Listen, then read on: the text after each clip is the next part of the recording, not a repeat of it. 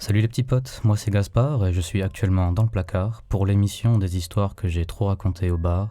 Pour ce premier épisode, je vais vous parler de Édouard Léon Scott de Martinville, un sténographe qui a pas eu une vie facile. Allez, bienvenue sur 192K. Nous sommes donc à Paris en 1854. Édouard Léon Scott de Martinville, d'origine écossaise, né à Paris aussi en 1817, le 25 avril, tient une boutique de typographie. Ça fait longtemps qu'il passe des manuscrits à l'impression, mais sa boutique ne tient pas très bien et sa femme est en train de le quitter.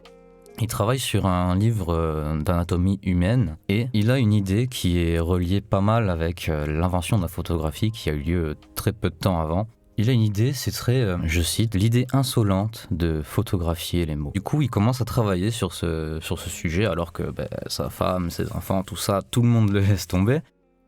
Nous sommes donc en 1857 et Édouard Léon Scott de Martinville veut faire breveter son phonographe, composé d'un cône acoustique avec une membrane au bout, ou un diaphragme. En son centre, il y a un petit stylet. Et en gros, quand on parle très fort ou on joue de la musique devant ce cône, ça fait vibrer la membrane qui fait bouger le stylet, qui va gratter la surface d'une plaque de verre noircie à la fumée. En tout cas, pour la première version, pour le prototype du phonographe, c'était avec une plaque de verre noircie à la fumée, mais ça a été très vite changé, mais ça on le voit juste après. Donc Édouard Léon, ou Édouard, ou Léon, enfin bref.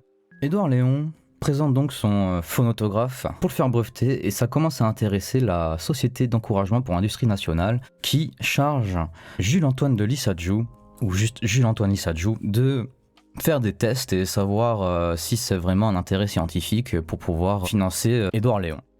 Des essais sont conduits avec Édouard Léon et Lissajous et d'autres personnes intéressées par ce projet. Et un an plus tard, Lissajous, connu pour ses recherches dans l'acoustique et dans les sinusoïdes, rend son rapport à l'Académie des sciences. Il en conclut que c'est un très bon objet pour mesurer le timbre et la hauteur d'un son et faire des mesures acoustiques, mais rien de plus.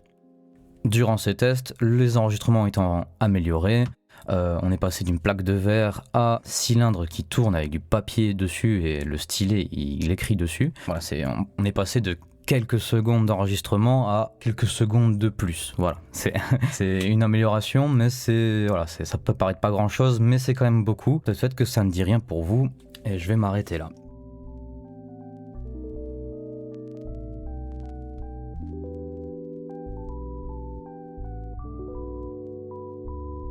Le problème, c'est qu'Édouard Léon, il voulait pas inventer un outil scientifique. Lui, ce qu'il voulait, c'était vraiment pouvoir parler et retranscrire les mots et faire vraiment une sorte de dictaphone ou de parole au texte, en français dans la parole.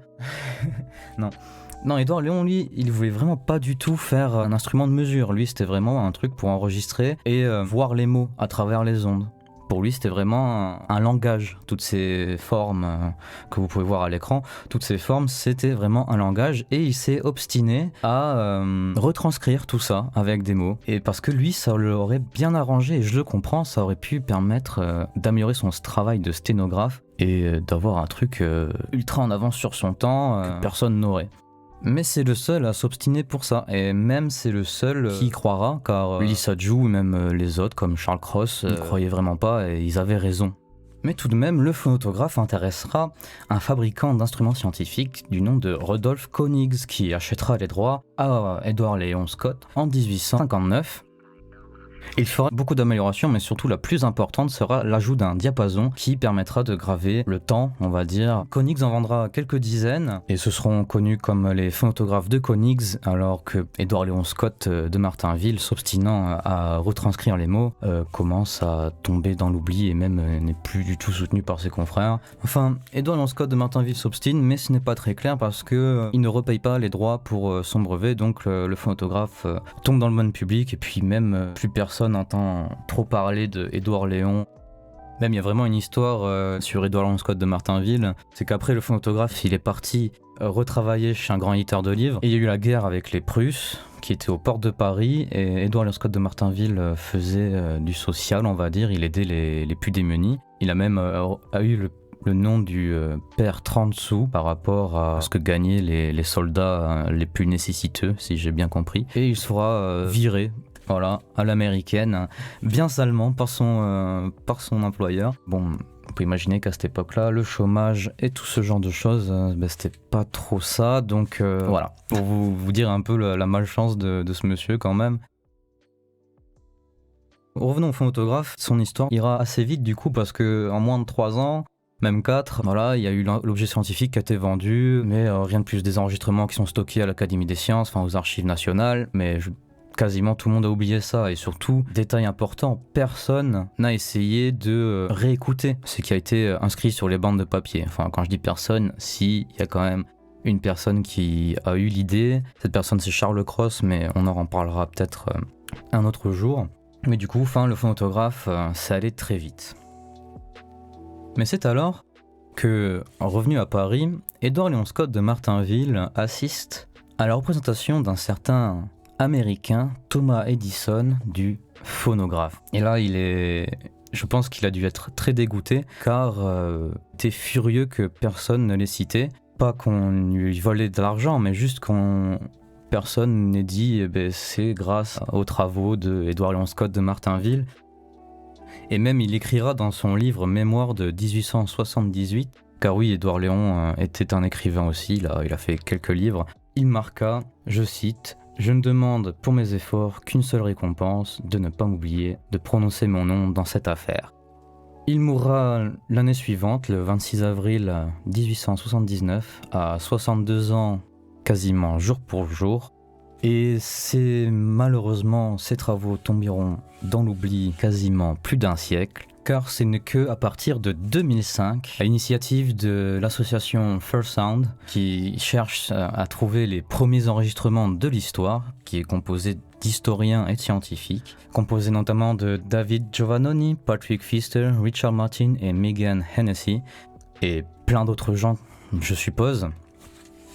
Ils ont commencé à chercher qui était le premier enregistrement et ils avaient entendu parler de cette histoire d'un Français, de Édouard Léon Scott de Martinville, et ils ont retrouvé, avec bien sûr la participation de l'INPI, l'Académie des sciences et des archives nationales, ils ont retrouvé d'Édouard Léon Scott de Martinville et grâce à des procédés modernes, ils ont pu prouver que Édouard Léon Scott de Martinville était la première personne à avoir, comme le dit David Giovannoni, a été la première personne à avoir enregistré, désolé c'est pas enregistré, mais c'est la première personne à avoir permis de faire voyager le son dans le temps. Et moi j'aime bien cette tournure de phrase. Pour ce qui est du procédé et des travaux, peut-être que ça pourra faire l'affaire d'un autre épisode parce que j'ai regardé un peu, c'est assez, je pense que ça a dû être une grande galère, mais je peux vous dire que heureusement que Konix a rajouté le diapason car ça a permis à ces chercheurs de pouvoir quantifier les enregistrements et surtout de réduire la distorsion parce que vu que c'était un rouleau qui était actionné à la main, c'était pas vraiment très régulier et ils ont réussi donc à avoir des enregistrements et on a découvert donc on a pu écouter et on peut écouter maintenant, je vous en passerai quelques-uns, c'est obligatoire, voilà, on a pu écouter ça.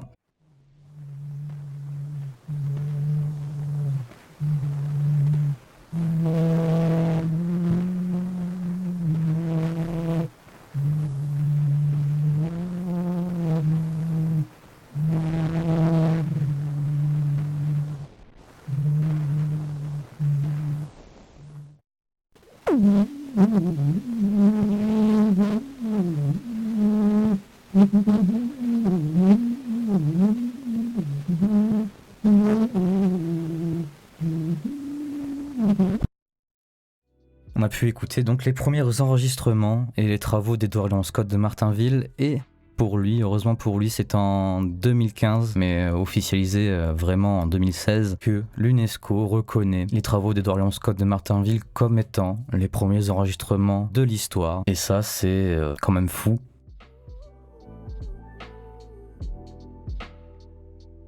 Et voilà, c'était la petite histoire de Gaspard en direct du placard. Et si vous êtes encore là, merci, vous n'êtes pas endormis. C'est sympa.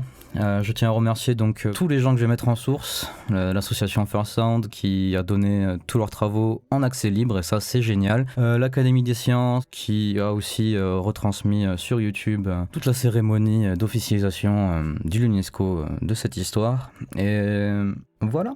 J'espère que ça vous a plu. Abonnez-vous, le petit pouce, de la couleur que vous préférez. Et voilà, c'est tout pour moi. Bisous.